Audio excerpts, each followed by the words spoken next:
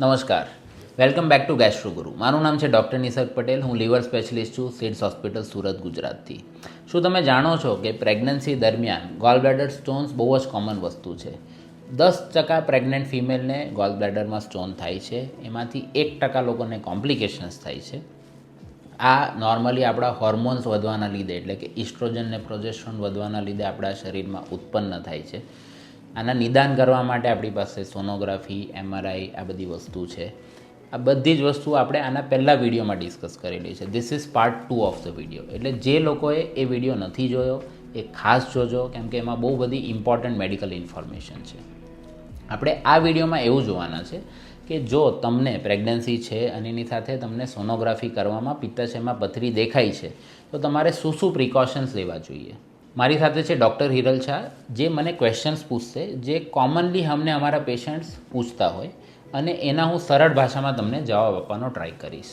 જો વિડીયો તમને પસંદ આવે તો આને લાઇક અને તમારા ફેમિલી ફ્રેન્ડ જોડે શેર કરજો, ચેનલને સબસ્ક્રાઈબ કરજો, કેમ કે આપણે આવી જ ઇમ્પોર્ટન્ટ મેડિકલ ઇન્ફોર્મેશન આ વિડીયોમાં ડિસ્કસ करता હોય છે.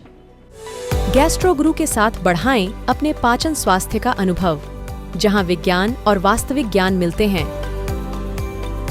Authentic medical health information, gastro गुरु के संग. તો ચાલો આપણે આ વિડીયોને આગળ વધારીએ. ડૉક્ટર નિસર્ગ, જો કોઈ મહિલા પ્રેગ્નન્ટ હોય અને એના પિત્તાશયમાં પથરી દેખાય તો એને ખાવા પીવામાં શું શું કાળજી લેવી જોઈએ? મેઇનલી તમારે 5 પ્રિકોશન રાખવાની જરૂર છે. ગોલબ્લેડરમાં સ્ટોન ફેટી વસ્તુ ખાવાથી, એટલે ઘી, તેલ, મલાઈ, માખણ, ચીઝ, બટર આ બધી વસ્તુ ખાવાથી એગ્રાવેટ થાય છે. એટલે નોર્મલી આપણા સ્ટોન્સ અહીંયા હોય, તમે કોઈ બી ફેટી ફૂડ ખાઓ તો પિત્તાશય જોરથી આમ દબાય અને પથરી ઉછળીને આમ ફસાઈ શકે. એટલે તમે કોઈ બી ફેટી ફૂડ કે જંક ફૂડ ખાશો તો તમને પિત્તાશયની પથરી હેરાન કરવાની શક્યતા ખૂબ વધી જાય છે. પ્રિકોશન નંબર 2 કે જો તમારું વજન ખૂબ વધારે હોય તો તમારે એકદમ ઝડપથી ઘટાડવાની જરૂર નથી, કેમ કે જ્યારે તમે બહુ રેપિડ વેટ લોસ કરો તો એનાથી તમારી પિત્તાશયમાં પથરી બની શકે, કેમ કે તમારું પિત્ત જાડું થઈ જાય છે. સિમિલરલી જો તમને વજન વધારે છે તો એને થોડું થોડું ધીરે ધીરે ઘટાડવાની જરૂર છે. જો તમે વજન વધારે રહેશે તો બી તમારું પિત્ત જાડું રહેશે. એટલે બેઝિકલી તમારે બહુ પતલા બી નથી રહેવાનું, બહુ જાડા બી નથી રહેવાનું. વચ્ચે હશો તો તમને પિત્તાશયમાં પથરી થવાના ચાન્સીસ ઓછા થઈ જશે. પ્રિકોશન નંબર 3 કે તમારે હાઇડ્રેશન મેન્ટેન કરવું જરૂરી છે. હાઇડ્રેશન એટલે કે પાણી વધારે પીઓ, સૂપ, જ્યુસ, લિક્વિડ્સ આ બધી વસ્તુ વધારે લો. જેટલું તમે હાઇડ્રેશન મેન્ટેન કરશો એટલો તમારે ગોલબ્લેડરમાં પથરીના લીધે કોમ્પ્લિકેશન્સ થવાના ચાન્સીસ ઓછા થઈ જશે. ઘણા લોકો એવું માનતા હોય કે hydration is more important for renal stones, એટલે કિડની સ્ટોન્સ માટે, કિડનીની પથરી હોય એની માટે તમારે પાણી વધારે પીવું જોઈએ. પણ આની માટે બી પાણી એટલું જ વધારે પીવું જોઈએ અને એના લીધે કોમ્પ્લિકેશન્સ બી એકચ્યુઅલી તમને ઓછા થાય. અને પ્રિકોશન નંબર 4 કે તમારે કોઈ બી ક્રેશ ડાયટિંગ કે ઉપવાસ નહીં કરવા. એટલે તમે જો વધારે પડતું અને ઓવર ઇટિંગ કરશો તો બી તમને પિત્તાશયની પથરી પ્રોબ્લેમ કરશે, અને જો તમે પ્રેગ્નન્સી દરમિયાન કોઈ બી ઉપવાસ રાખશો તો બી તમને આ પિત્તાશયની પ્રોબ્લેમ હેરાન કરી શકે. એટલે તમારે શું કરવું જોઈએ કે દર 3 કલાકે થોડી થોડી વસ્તુ ખાઓ. ફેટી ફૂડ, ઓઇલી ફૂડ મેં જેમ પહેલાં કીધું, જંક ફૂડ એ બધી વસ્તુ ટોટલી અવોઇડ કરો અને પાણી વધારે પીઓ. તો આટલા જો તમે 4 પ્રિકોશન્સ રાખશો તો તમને ખૂબ ઓછી શક્યતા છે કે ગોલબ્લેડર સ્ટોન્સના લીધે કે પિત્તાશયની પથરીના લીધે તમને પ્રેગ્નન્સી દરમિયાન કોઈ હેરાનગતિ થાય. ઘણા લોકો એવું કહેતા હોય છે કે પિત્તાશયની પથરીમાં ઓપરેશન ફરજિયાત કરાવવું જ પડે. આ વાત કેટલી સાચી છે? સો સ્ટેટિસ્ટિકલી સર્જરી એટલે કે ઓપરેશન કરવાની જરૂરિયાત ફક્ત 5 કે 10% લોકોને જ થાય છે. એટલે પિત્તાશયમાં પથરી પ્રેગ્નન્સી જો 100 લોકોને હોય તો કેટલાને થાય? 10 લોકોને. એ 10 લોકોમાંથી કોમ્પ્લિકેશન કેટલાને થાય? 1%ને.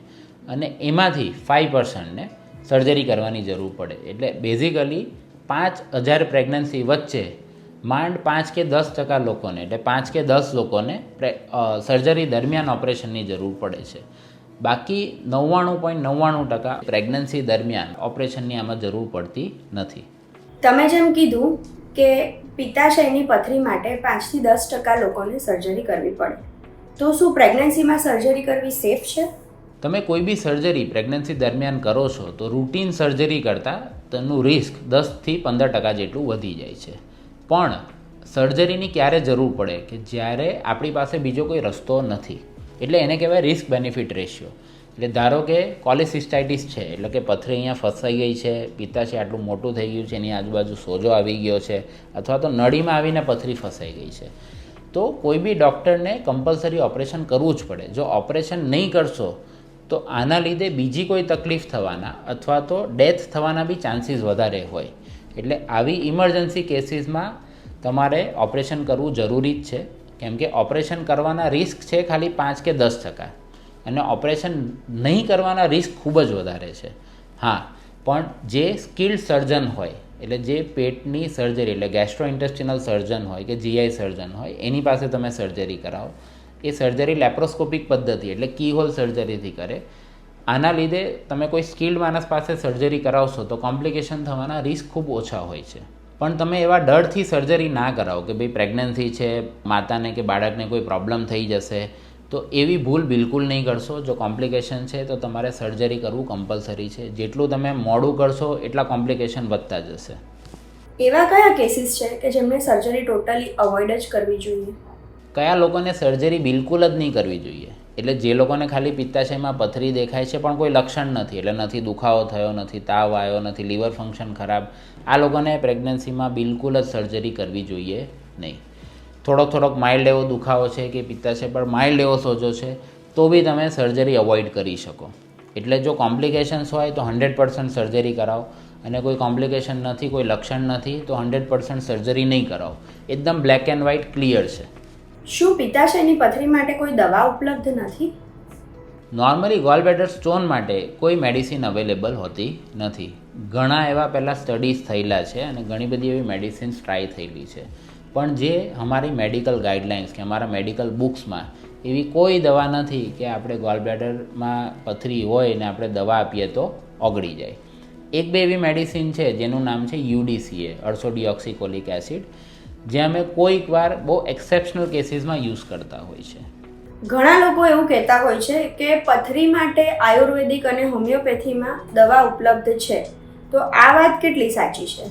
હોમિયોપેથી અને આયુર્વેદિકમાં બી અને એલોપેથિકમાં બી મેં જેમ પહેલાં કીધું કે કોઈ એવી દવા અવેલેબલ નથી. એટલે ખોટા કોઈ બી એવા લોકો દાવા કરતા હોય કે મારી પાસે આવો, હું દવા આપું, એનાથી ઓગળી જાય, તો બિલકુલ એવા લોકો પાસે જશો નહીં. હા, તમારી જો કિડનીની પથરી હોય તો ઘણી એવી આયુર્વેદિક અને હોમિયોપેથિક દવા છે કે જે તમારી નીકળી શકે કે ઓગળી શકે. પિત્તાશયની પથરી મેં આજ સુધી કોઈ બી હોમિયોપેથિક કે એલોપેથિક કે આયુર્વેદિક દવાથી ઓગળતા જોઈ નથી. ઉપરથી મેં એવા પેશન્ટ જોયેલા છે કે જે લોકો આયુર્વેદિક કે હોમિયોપેથિક દવા લીધી હોય અને દવાના લીધે બીજી કોઈ સાઇડ ઇફેક્ટ થઈ હોય.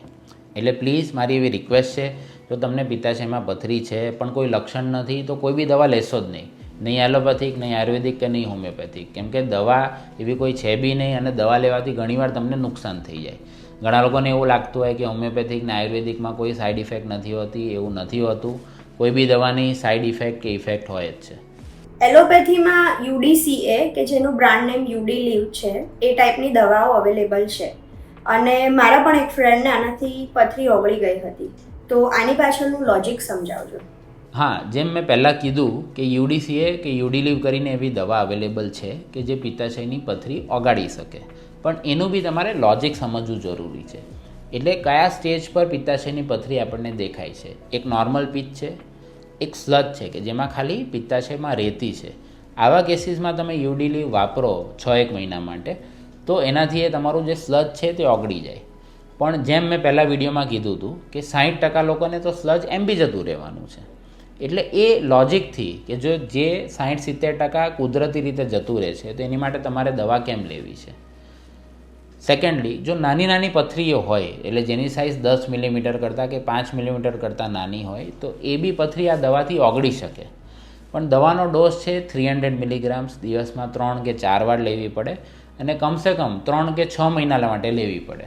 એટલે તમે આટલી લાંબી દવા લો અને દવા બંધ કર્યા પછી there is almost 80 to 90% chance કે જો પિત્તાશયમાં પથરી પાછી બનવાની હશે તો એ પાછી બની જશે. તો એનો મતલબ કે આ દવા લેવાનો કોઈ ફાયદો નથી અને આ દવા બહુ મોંઘી આવે છે. એક ગોળી 20, 25 કે 30 રૂપિયાની આવે. એટલે તમે રોજની 100 રૂપિયાની દવા લો 6 મહિના માટે, એટલે 180 × 100 એટલે તમે 18 થી 20 હજારની દવા લો છો, અને એના પછી તમારા ચાન્સીસ છે કે પથરી પાછી 90% કેસીસમાં આવી જાય છે. અને જો પ્રેગ્નન્સી દરમિયાન પથરી કે સ્લજ બનેલો હોય તો 50 કે 60% ચાન્સીસ છે કે નેચરલી સારું થઈ જશે. એટલે ઓવરઓલ જોવા જાઓ તો માંડ 2 કે 5% લોકોને જ ફરક પડે છે. તો એની માટે તમારે દવા લેવાની જરૂર નથી. દવા અવેલેબલ છે પણ અમે લોકો એ દવા રેકમેન્ડ કરતા નથી. અને ઘણીવાર તો મેં તો એવું જોયેલું છે કે આયુર્વેદિક કે હોમિયોપેથિકવાળા આ જ યુડી લીવને ભૂકો કરીને પાવડર જેવું બનાવીને તમને આપી દેતા હોય છે. એટલે એકચ્યુઅલી કોઈ બી દવા આની માટે લેવાની જરૂર હોતી નથી. ડૉક્ટર નિસર્ગ, તમે આપણી ઓડિયન્સને એવા 5 મહત્ત્વના મુદ્દા કહેશો કે કોઈ પ્રેગ્નન્ટ લેડીને જો ગોલ બ્લેડરમાં પથરી હોય તો શું કરવું જોઈએ? તો ચાલો આપણે આ વિડીયોને કન્ક્લુડ કરીએ. 5 એવા મહત્ત્વના મુદ્દા કે જો તમને પ્રેગ્નન્સી છે અને એની સાથે તમને પિત્તાશયમાં પથરી છે એ તમારે યાદ રાખવા જોઈએ. નંબર 1, 90% લોકોને કોઈ પ્રોબ્લેમ થતો હોતો નથી. એટલે જો તમને કોઈ પ્રોબ્લેમ નથી તો આની બાબતે સહેજ બી ચિંતા નહીં કરશો. પ્રિકોશન્સ રાખો. પ્રિકોશન્સમાં શું રાખવાનું છે? તો થોડું કરીને દર 3-4 કલાકે ખાવાનું છે. ઓઇલી કે ફેટી ફૂડ, ઘી, તેલ, માખણ, ચીઝ, બટર આ બધી વસ્તુ નથી લેવાની. જંક ફૂડ નથી લેવાનું. પાણી વધારે પીવાનું છે. અગર જો કોઈ કોમ્પ્લિકેશન થાય છે અને સર્જરીની જરૂર પડે છે તો બિલકુલ હિચકિચાટ નહીં કરશો. કોઈ બી સારા સર્જનને મળો અને તાત્કાલિક સર્જરી કરાવો. કેમ કે જો કોમ્પ્લિકેશન હશે ને સર્જરી નહીં કરાવશો તો કોમ્પ્લિકેશન વધશે અને એના લીધે તમારા જીવને જોખમ થશે. સર્જરી કરવાનું પ્રેગ્નન્સીમાં 5 કે 10% બીજા લોકો કરતાં રિસ્ક વધારે હોય છે, પણ આનાથી તમે ડરશો નહીં. અને લાસ્ટ પોઈન્ટ કે આની માટે કોઈ દવા ઉપલબ્ધ નથી, નહીં એલોપેથી, આયુર્વેદિક કે હોમિયોપેથીમાં. એટલે ખોટા દવાના ચક્કરમાં પડશો નહીં. હું આશા રાખું છું કે આ વિડીયો તમને પસંદ આવ્યો હોય. તમારા ફ્રેન્ડ્સ અને ફેમિલી જોડે જરૂર શેર કરજો, કેમ કે આવી ઓથેન્ટિક ઇન્ફોર્મેશન બહુ ઓછી મળતી હોય છે. ચેનલને સબસ્ક્રાઈબ કરજો અને બેલ આઇકોન જરૂર દબાવી દેજો, એટલે જ્યારે બી અમે આવા કોઈ ઇન્ટરેસ્ટિંગ વિડીયો મૂકીએ તો તમને નોટિફિકેશન આવે. તો ચલો આપણે મળીએ નેક્સ્ટ વિડીયોમાં. ત્યાં સુધી धन्यवाद. नमस्कार.